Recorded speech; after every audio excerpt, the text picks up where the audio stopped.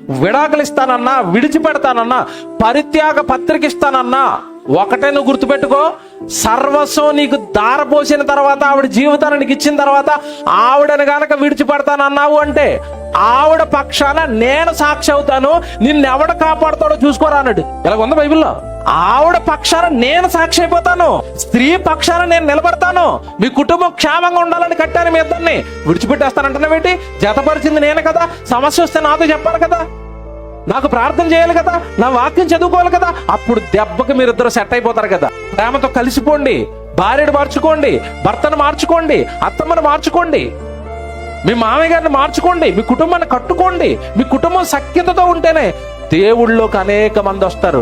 ఏమంటే ప్రభువుని నమ్మిన కుటుంబంలోనే కలహాలు, ప్రభువుని నమ్మిన కుటుంబంలోనే గొడవలు, ప్రభువుని నమ్మిన కుటుంబమే గొడవలు ఆడుకుంటా ఉంటే ఎవడంటే ప్రభువులోకి వస్తాడు? మన కుటుంబాలు చూసి మీరు చెప్పండి.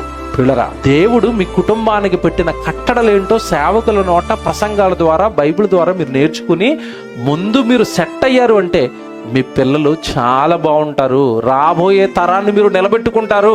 మీ పిల్లలకి మర్యాద తెలుస్తుంది. మీ పిల్లలకి పాపం అంటే భయం వేస్తుంది. దేవుడి దగ్గరికి వస్తే మీ పిల్లలు తప్పు చేయరు.